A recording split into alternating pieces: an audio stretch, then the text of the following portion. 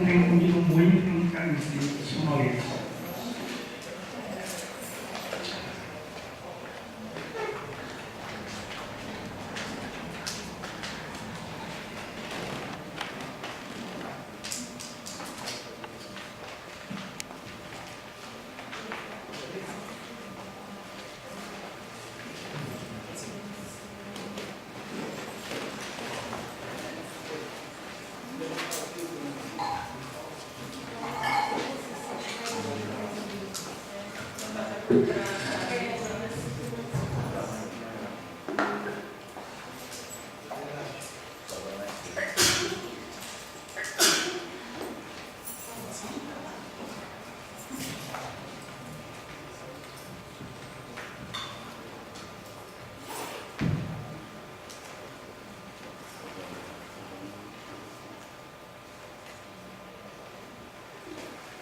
Então, nós vamos ter algumas considerações que já serão breves em relação à parte que nós tivemos pela manhã, porque agora nós precisamos focar efetivamente mais na parte prática, que a gente quer que vocês já tenham essa comprovação, essa evidenciação efetiva de alguns aspectos aí práticos relacionados ao tarô.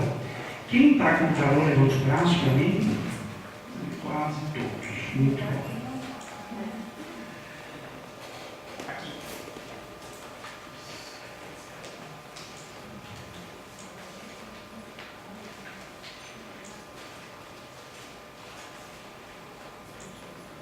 Então vamos lá, mais uma vez a gente vê que está atribuído a esse mestre, ele é o chefe da sabedoria da serpente, da cobra.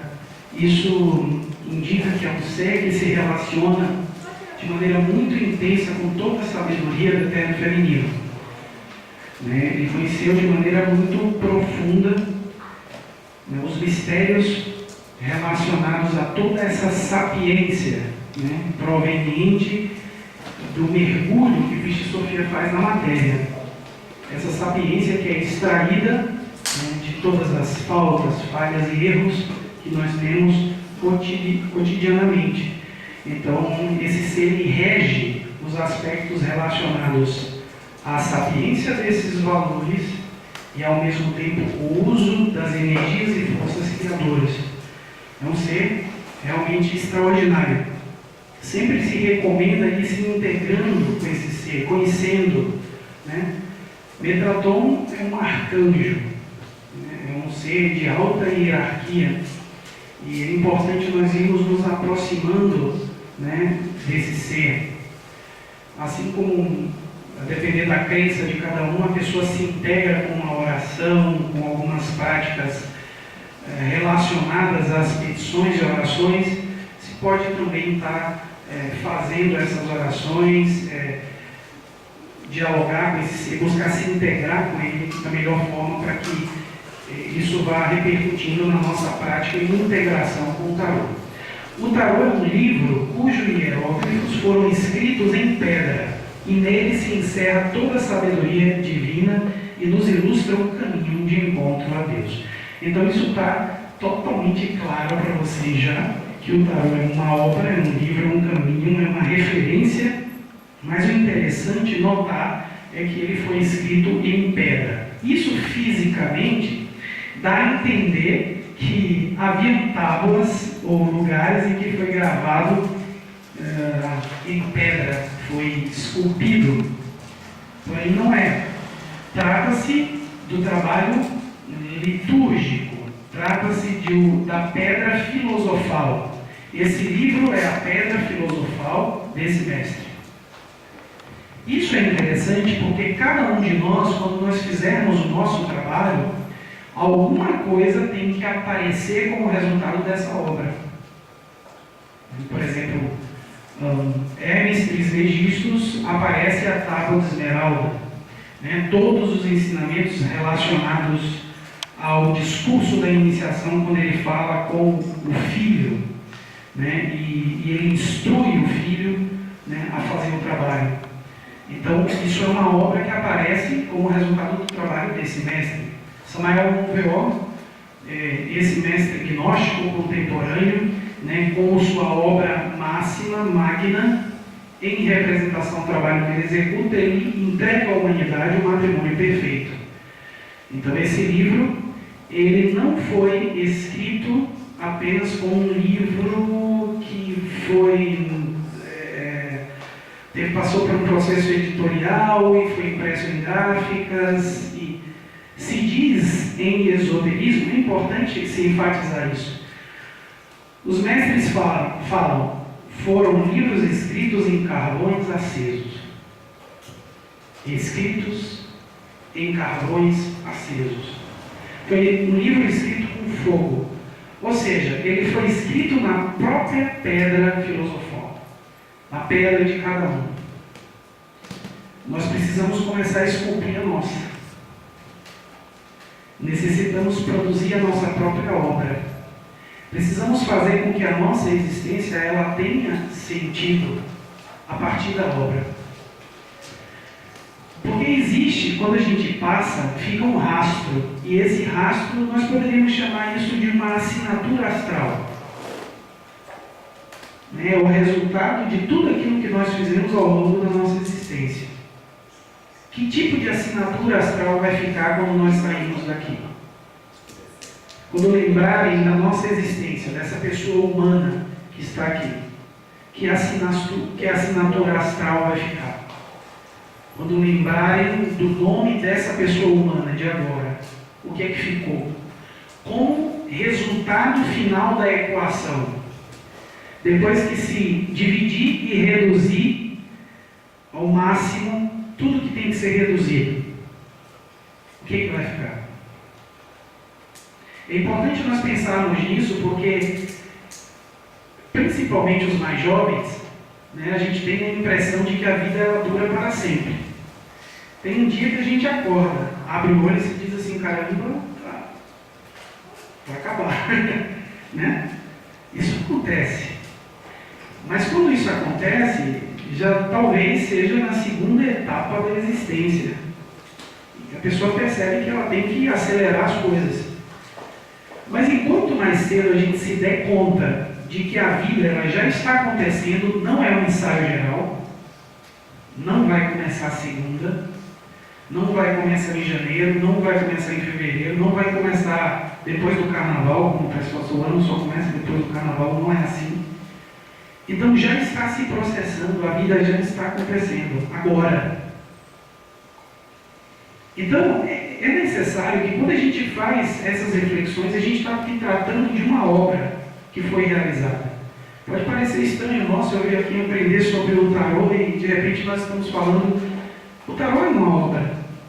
E nós estamos estudando agora porque houve uma pessoa, um ser humano, um homem, uma mulher que em dado momento da sua existência resolveu realizar um trabalho sobre si. E aparece escrito em pedra essa obra.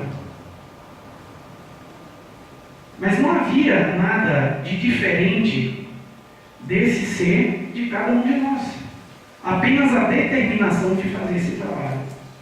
Então, que maravilhoso será se nós sairmos daqui hoje com algumas determinações muito claras em relação ao nosso trabalho. Algumas determinações, algumas definições em relação à nossa vida. O que vamos fazer de fato? Que a gente possa sair daqui hoje com isso já um pouco mais esclarecido. Para que a gente possa, quem já está fazendo o trabalho, excelente, vamos dar continuidade. Quem não começou, vamos começar. Quem começou e parou, vamos retomar. Porque isso é o resultado da nossa existência. Eu não estou falando de estudo, eu estou falando de vivência, eu estou falando de prática. Sim? Está claro? Sim? Pergunta sim, aí está... Né? Pois é. Sigamos. Portanto, o tarô é utilizado para a comunicação com a divindade, abrindo um canal com os planos mais elevados de nossa própria consciência cósmica. Tudo que a gente está vendo agora, a gente já falou de manhã, já foi amplamente explicado, nós estamos apenas revendo. para ficar bem, para se fixar, né? Contumácia, ela bater várias vezes para que se fixe. Então é utilizado para comunicação.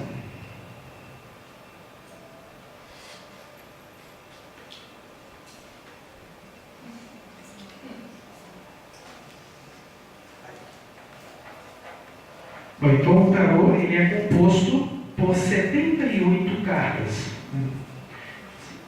Os arcanos maiores são 22 e os menores 56. Então vamos ver aqui a própria cabala da numeragem ou da numeração para que a gente vá compreendendo do que se trata. 22. A redução desse número vai dar 4. 4 é o arcano, o imperador, o íntimo espírito, o pai. Então, lá na árvore sefirótica, nós vamos encontrar quem? Chesed, o íntimo, o que os hindus chamam de Atman. Por isso que os primeiros 22 arcanos estão relacionados com o pai, com o nosso real ser, com a realidade daquilo que nós somos. Então diz o nosso Pai interno, o nosso real ser, o nosso Deus interno. Ele que rege todos os aspectos ligados aos 22 arcanos maiores. Então, arcanos maiores são os arcanos relacionados ao Pai. Então, toda vez que eu pegar qualquer arcano maior, eu entendo que essa é a instrução que ele entrega. Esse é o ensinamento que ele dá. É o ensinamento do ser para a pessoa, do Pai para a pessoa, do Pai para o Filho. Está claro isso? Então há que diferenciar os maiores dos menores, porque são características diferentes e se abordam aspectos diferentes da obra. E os 56 arcanos menores, quando a gente faz a redução dos 56, nós vamos encontrar aí o número 11, a persuasão, o amor, a deusa, a mãe divina. Aí está errado, é 5 mais 6, né? Ficou... Mas enfim, a soma está correta. É 5 mais 5. 5 mais 6, isso.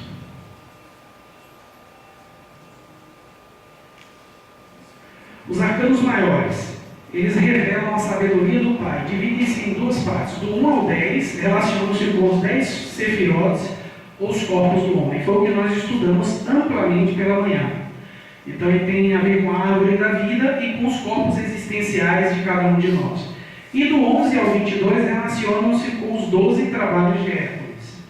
Então, dentro da mitologia, quando Hércules ele vem realizar o trabalho, subentende-se que já havia um trabalho prévio, porque Hércules é a representação do super-homem. Né? Simbolicamente, ele representa o Cristo. O ser já numa fase avançada do seu trabalho, que vem realizar algo que nós não conseguiríamos, porque ele já maneja uma força, um poder e uma eletricidade de tipo superior. Dentro do trabalho gnóstico, a gente diz que a eliminação dos agregados psicológicos, isso aqui já vamos falar mais para o pessoal do segundo da Câmara, está relacionado, né, com a pessoa humana. Então, os agregados nós vamos eliminar, corresponde a 50% do trabalho. Depois vai ficar a força das cabeças da legião. Então, esse é um trabalho mais intenso. Tem que haver uma força de tipo superior para executar esse trabalho. Então, aí entra o Cristo íntimo. Né? Quando a gente vê dentro do histórico, o nascimento de Eixo Abicodirá, quando ele nasce num estábulo. Ou seja, aquela criança maravilhosa sendo visitada por seres de todas as partes do reino, né? Reis magos que vieram reverenciá-lo, mas ele nasce num estábulo, ou seja, ele estava ali cercado também de egos e defeitos de tipo psicológico. Então esse ser ele há que ganhar uma proporção e uma força para depois vir e eliminar as cabeças da legião. Por isso, do 1 ao 10 relacionam-se aos corpos, e do 11 ao 22 relacionam-se com os 12 trabalhos de Hércules. Vocês lembram que nós passamos uma técnica de utilizar apenas as cartas de 11 a 22? Então aí tem de maneira muito precisa indicativos de trabalhos a serem feitos. Não somos Hércules, mas vamos fazer os trabalhos sugeridos. Então tem práticas muito interessantes que dia após dia a gente pode estar executando, fazendo as consultas, né, dessas cartas. Hércules, na mitologia grega, representa a força do Cristo encarnado no coração do homem que trabalha para limpá-lo de suas impurezas. Então veja, gente, Cristo, ao contrário de apenas um personagem histórico que as pessoas adoram por uma cultura, nós entendemos que é uma força, a força crística, a força Crestos. Essa força ela tem que ser conhecida, integrada, encarnada. Se eu busco um trabalho de tipo superior, eu devo pensar na possibilidade de me cristificar. Isso é forte. Porém, isso é real. Isso é possível. Se integrar com essa força cósmica. O que representa a força do Cristo? É a vida. Ele é a vida. Ele é o que anima todas as coisas. Ele é o que anima o nosso corpo. Ele faz o coração bater, as plantas crescerem. Que faz com que o sol ilumine, brilhe. Que faz com que a vida ela entre em atividade. É o que dá entusiasmo. Ele é que entrega a paixão, o enamoramento, né, como se fala em espanhol. É o Cristo que dá esse impulso de vida. Toda vez que nós sentimos, por exemplo, desejo sexual, vontade de se unir a uma outra pessoa, isso é uma expressão dessa força em nós. Então é interessante a gente começar a tirar essa visão mistificada, distante do Cristo, como se o Cristo fosse uma coisa lá. Não está, existe, pulsa, está em toda parte, está dentro de nós, aqui e agora. Partículas, partes dele. E toda vez que a gente trabalha com energias, a gente trabalha com essa força.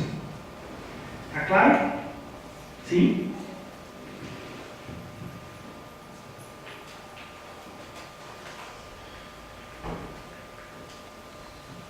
Bom, então aí só vamos também relembrar aquilo que nós já vimos, né, amplamente, mas vamos fixar de baixo para cima. Nós vamos ver arcano 10, Malkuth, físico, 9, Gesod, vital e etérico, 8º, Rod, astral e emocional, 7, Detsa, mental, 6, Tiferet, manas, alma humana, 5, Geburah, Bud, consciência, 4, Gesed, íntimo ou espírito, arcano 3, Binah, Espírito Santo, arcano 2, Chokmah, o Filho ou Cristo cósmico, e o arcano 1, Keter, ou o Pai.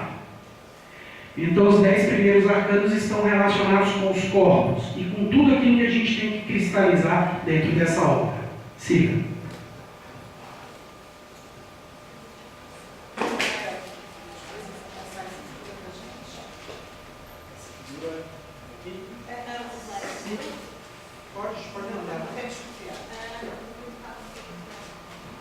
E agora vamos ver brevemente os arcanos menores. Os arcanos menores, ou seja, a partir de 23 acima, está relacionado com a mãe, com o eterno feminino, com essa força criadora. Então os mistérios da mãe se encontram na natureza e está baseado nos 4 elementos. Então isso aí, gente, é interessante e vocês depois vão ver nas cartas que cada carta dos arcanos menores vai estar relacionado com algum tipo de elemento. Essa informação é importante por quê? Porque no cenário geral da minha consulta, a gente vai ver mais ou menos a coisa dessa forma. Então, se eu faço uma consulta completa do tarô, a primeira carta que eu vou tirar, ela vai ficar aqui em cima, é um arcano maior. Ou seja, é uma carta que provém do Pai. Ele vai dizer o cenário geral daquela consulta que eu estou fazendo. A gente chama isso aqui o teto da consulta. É aquela visão de cima que mostra todo o cenário de uma maneira muito ampla.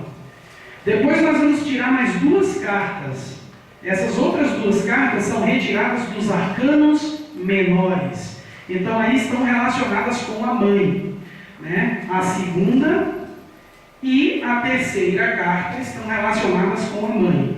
Então aqui, gente, na segunda e na terceira, quando eu estou fazendo a leitura da minha consulta, aqui eu vou ver todos os detalhes que escapam à visão do masculino. O eterno feminino não vê os detalhes das coisas? Vocês não veem todos os detalhes? Né? As mulheres têm uma relação muito íntima com essa questão dos detalhes. Então aí vão estar os detalhes da consulta. Ou seja, a mãe ela vai mostrar os pormenores. O pai ele fala o cenário a grosso modo, ele diz, é assim. Aí a mãe diz, mas toma um cuidado com esse pequeno detalhe que vai acontecer aqui, que você pode tropeçar aqui e cair em algum abismo. É mais ou menos assim que a coisa acontece. Então eu vou ter uma resposta final. A quarta carta, que ela vai vir aqui embaixo, é o resultado final da consulta. Eu vou obter essa carta através da soma do arcano maior, mais a síntese dos dois arcanos menores. Então aqui tem uma síntese e aqui tem uma síntese. Depois a gente vai rever isso, eu vou explicar em detalhes. Então quando eu somo 1 mais a síntese de 2 mais a síntese de 3, eu vou chegar à quarta carta. Nós vamos rever isso de novo. Eu estou passando a princípio para a gente já provocar vocês, mas depois eu vou mostrar aqui na lâmina a consulta detalhada para que vocês vejam. E vocês também vão fazer. Hoje vocês já vão fazer essa consulta. Então a gente aprendendo, fazendo a gente aprende mais e fixa melhor. Muito bem. Então vamos ver os detalhes.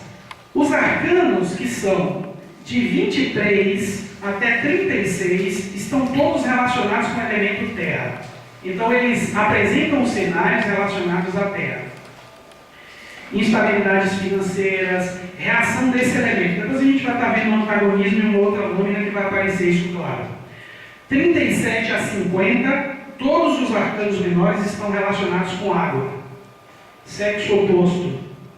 Para a mulher mulher, a energia sexual, todos os aspectos ligados à água. 51 a 64, elemento ar, todos os aspectos ligados ao pensamento, à atividade mental. E 65 a 78, elemento fogo, né? Ligado ao aspecto emocional, a reações de ira, etc, etc. Mente. Então, no estudo das cartas, dos arcanos menores, a gente vai ter que considerar os dois lados, tanto o positivo quanto o negativo de cada uma das cartas. Tem pessoas que optam, para ter uma clareza maior na consulta, opta deixar as cartas sem uma posição predefinida, porque quando você vira a carta, ela pode cair em pé ou ela pode cair de cabeça para baixo. Isso pode ser um indicativo, né, de você perceber o aspecto de positivo ou negativo, né, o aspecto direito ou revés. Porém, isso não é uma regra. É sempre bom a gente verificar os dois lados, sempre a dualidade da carta, porque o cenário ele é mutável. E é importante a gente ver sempre as duas faces, não considerar. Na verdade, não existe uma única carta que seja só positiva ou só negativa. Todas as cartas elas vão ter os dois lados.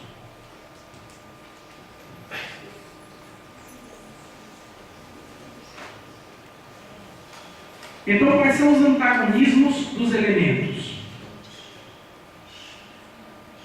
Não se preocupem em anotar tudo, tá, gente? Depois, se for o caso, a gente manda para vocês essas lâminas.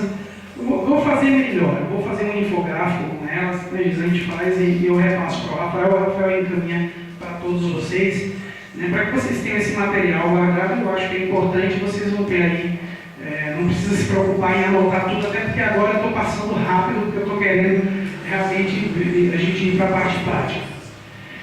Só observem, se vocês tiverem alguma dúvida, a gente vai dialogando, tá? O antagonismo dos elementos.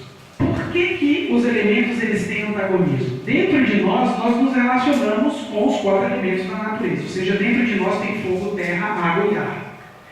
Cada vez que um desses elementos entra em convulsão, tem uma reação dentro de nós. E essa reação influencia no nosso comportamento.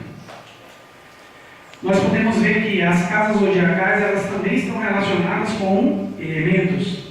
E que certos signos são influenciados mais pelo elemento fogo, ou pelo elemento água, ou pelo elemento terra. E isso vai estar influindo diretamente no comportamento das pessoas.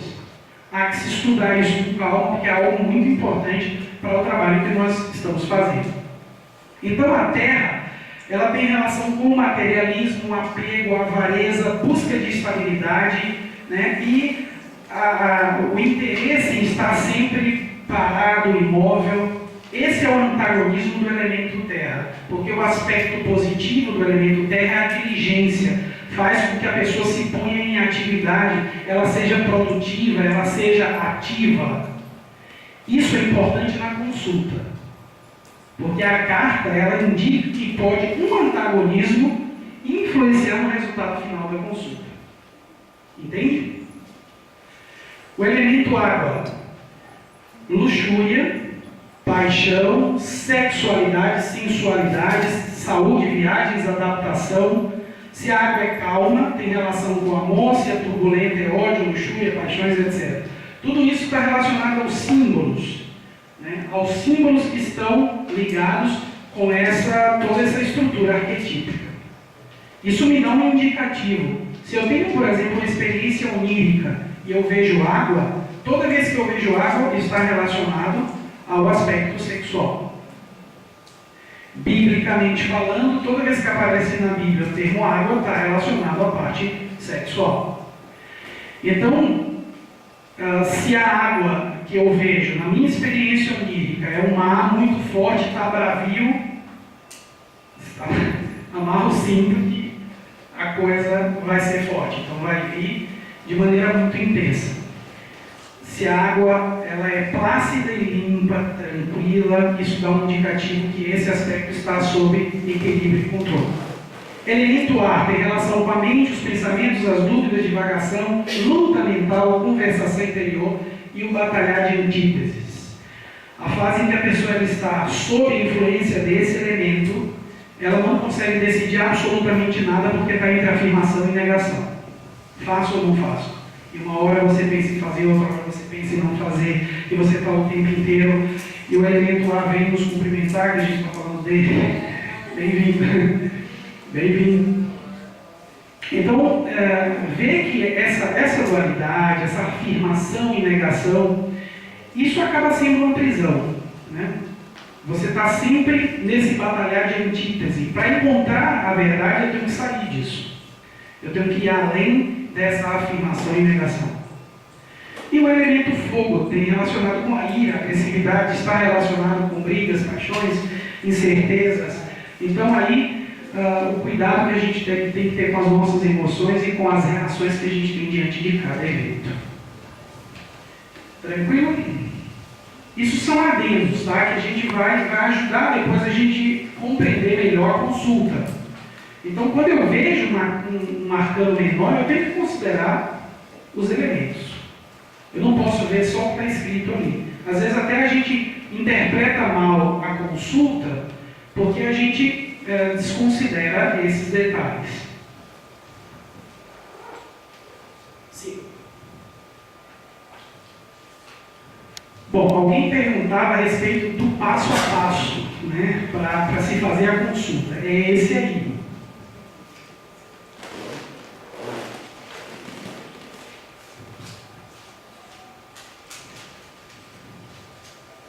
Então é importante a gente sempre estudar o tarô. Eu acho que quem comprou e recebeu um livreto tem algumas informações ali.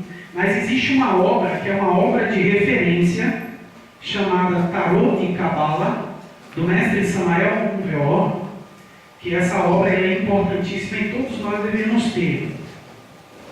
Aqui tem um outro livro de tarô, mas não é esse livro que eu estou citando. Do mestre Samael, vocês podem encontrar no site de Nosso Brasil, vocês podem baixar. Tarô e Cabala.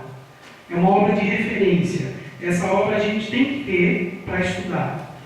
Ele detalha todos os arcanos. Ele vai mostrar todos os detalhes da carta. Ele vai explicar a simbologia, ele vai explicar os aspectos ocultos, esotéricos que tem relação. Ele desvela grande parte do arcano. Tá? Agora, se vocês observarem bem a carta, vocês vão ver que aqui tem muitos elementos que o mestre ele não vai, obviamente, tratar todos. Porque a gente tem. Isso é uma simbologia. E como é uma simbologia, a gente tem que procurar desenvolver a nossa intuição, a nossa imaginação. Existem planos dentro dessas cartas. Aqui tem uma águia, aqui existem símbolos, tem uma trimurte aqui em cima, no centro dos olhos. E esses olhos, eles são encontrados em toda a cultura egípcia, tem muitos desenhos relacionados a esse olho, que é considerado o olho que tudo vê. É a expressão do ser, é a presença do ser, que pode ser percebida através do entreceio. Aqui é um indício claro de que esse personagem ele já está integrado com essa divindade. A presença aqui já é constante. A sua pedra pública já está lavrada e oculta. Já está pronta. Né? Eu estou citando algumas coisas, mas esses detalhes é importante a gente observar. Uma mão para cima, a outra mão para baixo. Todos esses detalhes, para cada um de nós, em um ou em outro momento, vai falar de uma forma diferente a nossa intuição e a nossa imaginação. A gente tem que saber ler ali também. E isso é um exercício, isso é um treinamento que a gente vai fazendo. Por isso devemos estudar as cartas, conhecer o seu símbolo, o seu conteúdo, se possível gravar na memória. O tarô é um mestre, pois ele nos põe em contato com nossa consciência divina, o nosso mestre interno. Quando se consulta o mestre, temos que escutá-lo e obedecê-lo. Se não vamos obedecer, é melhor não consultar. E isso de maneira muito prática, quando a pessoa ela faz uma consulta e a resposta diz não. Ah, mas... será que esse não era um... talvez? Hã? Um jeitinho, exatamente. E aí, quem pediu a palavra? Já te passo. Só um minutinho, só concluir a ideia. Então, eu faço isso uma vez. Eu faço isso duas. Eu faço isso três. Aí a torre de Babel se instala. A próxima consulta, você já fica completamente cego. Você já não vê nada. A consulta ela vai te confundir.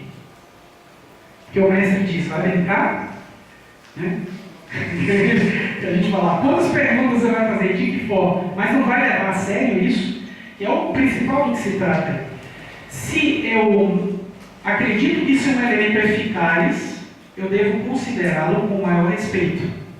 Porque eu estou me conectando com minha consciência, não é com a de outra pessoa. Fala.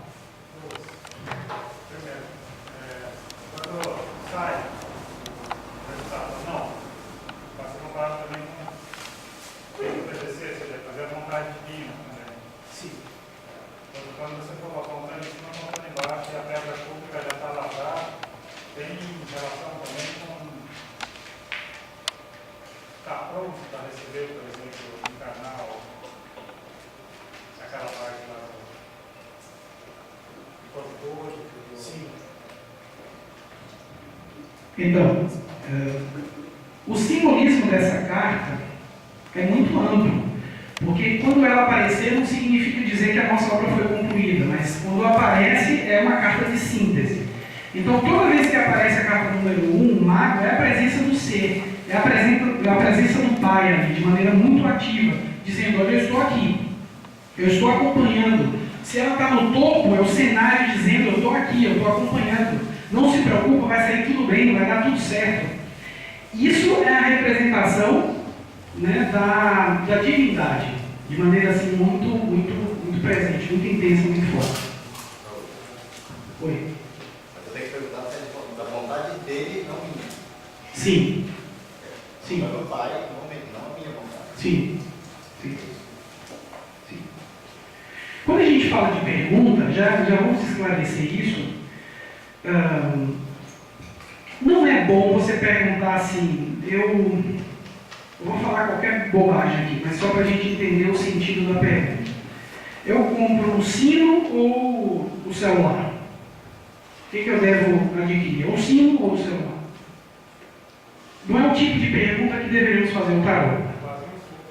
Sim. Sim. É interessante nós perguntarmos a respeito de cenários.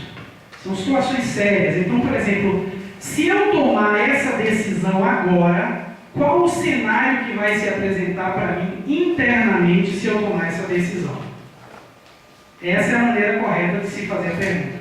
Qual o cenário? Se eu for fazer essa viagem, qual o cenário? Se eu tomar essa decisão, qual o cenário? Se eu for por esse caminho, qual o cenário? E aí, o mestre ele vai apresentar o cenário. Obviamente, se cai lá no final 16, ele está dizendo, não, é um cenário difícil. Vê? Para uma entrevista de emprego, é bom jogar as cartas? Se isso é uma coisa que nesse momento é extremamente importante para você, que vai fazer uma grande diferença na tua vida, e que se você não for por aí, pode ter consequências sérias de alguma forma, se isso é realmente importante para você, sim.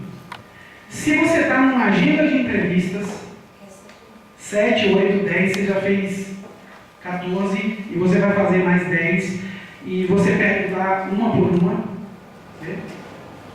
É aquilo que a gente fala, a diferença vai ser a dose. A diferença entre o remédio e o veneno vai ser exatamente a dose. Se tiver duas oportunidades, trabalhar para você mesmo e ele continuar com o tradicional, aí pode ser Sim, isso é importante, é importante. Decisões importantes, se pode utilizar o recurso. Como eu faria a pergunta nesse caso específico? Se eu tomo essa decisão, se eu sigo nessa direção, qual o cenário? Aí eu tomo uma e... Lógico, exatamente. Depois até você pode fazer da outra, se você quiser realmente ter uma absoluta clareza.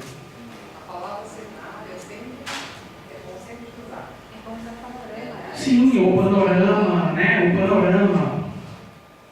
Mas melhor até do que cenário, né? Panorama fala de uma visão um pouco mais ampla, para que te mostre em uma distância muito longa, ou seja, uma perspectiva melhor. O que mais? Quando você coloca essa questão, a gente deve fazer a pergunta, observando como vai ser o cenário, esse cenário tem a ver com a nossa parte física ou pensando já na nossa evolução espiritual. Por exemplo, eu quero saber, por exemplo, se o cenário diante, que nem ele colocou, a perspectiva de trabalhar, continuar no trabalho ou abrir um trabalho próprio. Qual o cenário que será melhor para a minha evolução, para que eu possa trabalhar o meu eu, o meu autoconhecimento, ou simplesmente a questão assim, olha, vai ser melhor você trabalhar nisso porque a sua vida vai ser um pouco mais suave. Muito bom. Aí a gente volta àquele ponto que nós já havíamos falado pela manhã. Aí vai ver como a gente vai utilizar o tarô. Ele deve ser utilizado para o nosso desenvolvimento interno. A pessoa pode utilizar ele para obter respostas físicas? Pode. É uma opção da pessoa. Porque ele também permite que você faça previsões. Ele tem essa capacidade de fazer previsões. Então não existe uma regra, você não pode fazer isso. A pessoa ela pode fazer. Mas o correto é utilizar um recurso tão precioso para o seu desenvolvimento interno. Exatamente por essa sua pergunta, é que nós temos falado que a gente tem que ver que tipo de questionamento que a gente vai fazer quando vai consultar. E por isso que a gente diz que são questões sérias. Porque senão a gente vai vulgarizar o uso do tarô. Né? E eu comentava isso de manhã. Tem muitas pessoas que adquirem o hábito de para qualquer coisa tirar uma carta. E isso não é bom, porque você vulgariza. Tá claro, gente? Então vamos lá, vamos seguir.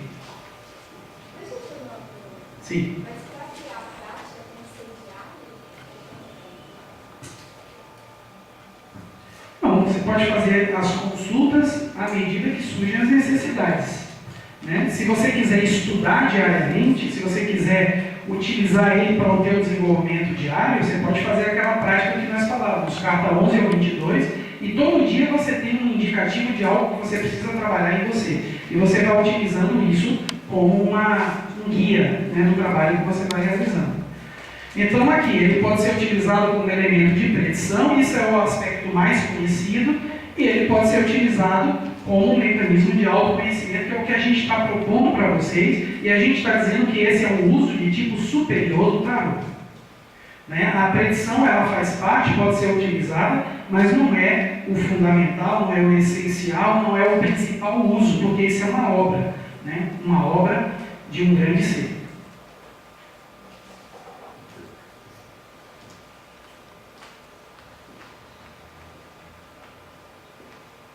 Pode passar. Pode passar. Pode passar. Pode passar.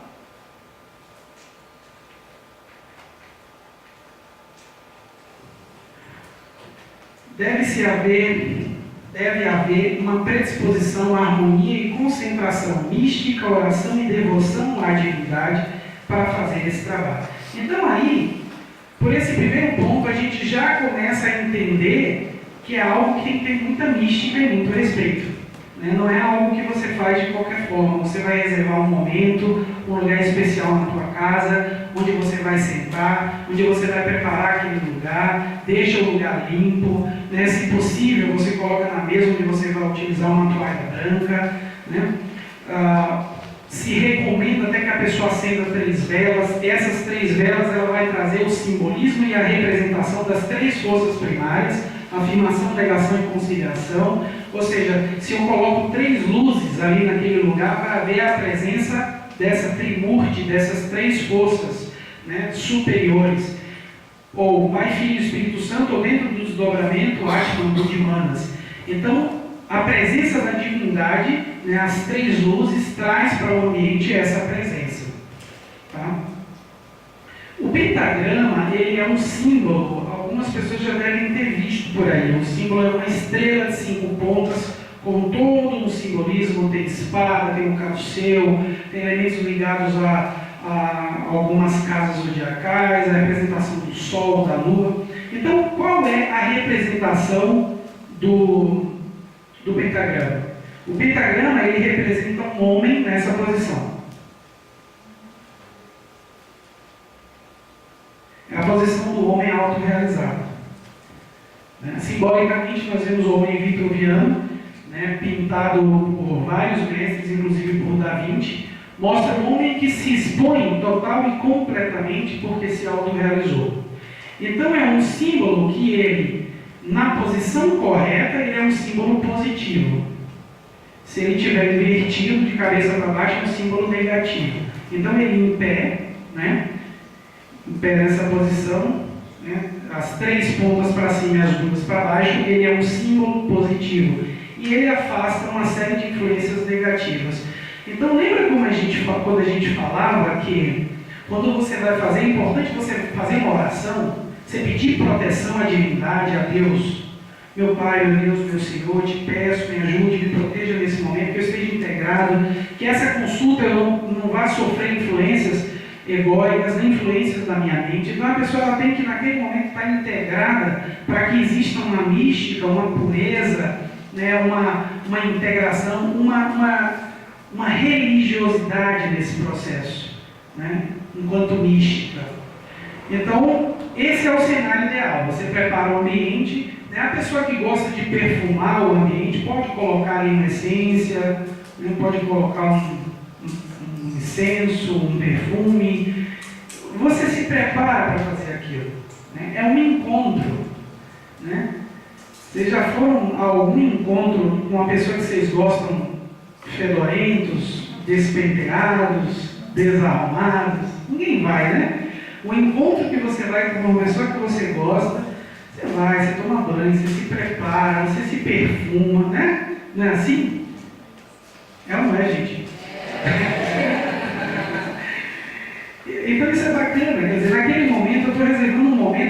prática com o meu ser, eu estou me encontrando com a divindade que vai ali através daquele símbolo se fazer presente. Então, é importante a gente ter muita mística nessa hora, muito respeito, muito carinho, porque isso vai surtir um efeito muito, muito maior, muito melhor, tá?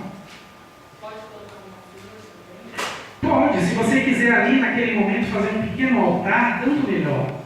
As pessoas, os gnósticos que já em suas casas têm altar, já pode fazer a consulta no altar, não há problema nenhum. Se você tem na tua casa um lugar que está reservado ao sagrado, você tem o Cristo, a presença do Cristo aqui, que represente a divindade, né? E você utiliza aquele ambiente, aquele canto para fazer ali a tua prática, porque é uma prática espiritual, né?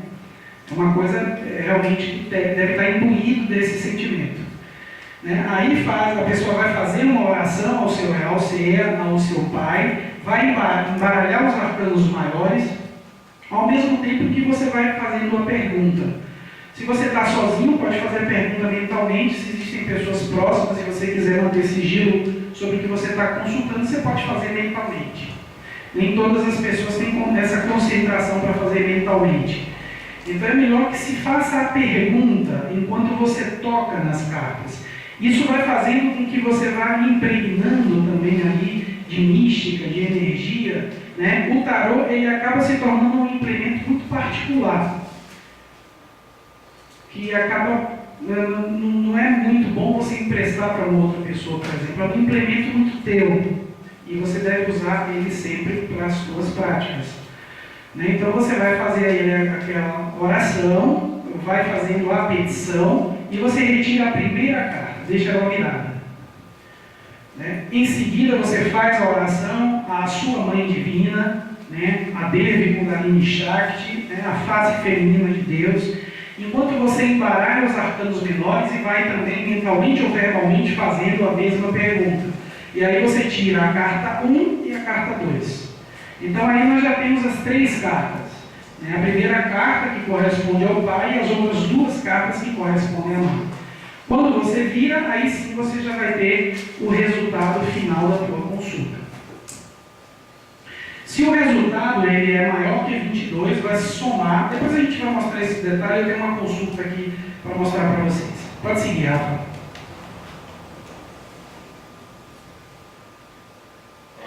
Oi.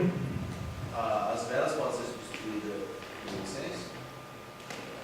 São simbolismos diferentes, né? São simbolismos diferentes. Porque quando você coloca um incenso, você está perfumando o espaço, né? Você está gerando um sentimento ali de mística, de purificação, e a vela, a luz da vela, a chama da vela, é para trazer para o ambiente essa representação das 3 forças primárias. Então é como se você estivesse dizendo para aquela trimurti que está lá em cima na árvore: me ajuda aqui que eu estou precisando. Acendendo as 3 velas, né? Me ajuda que eu estou precisando. Vem cá aqui e dá um socorro que eu preciso.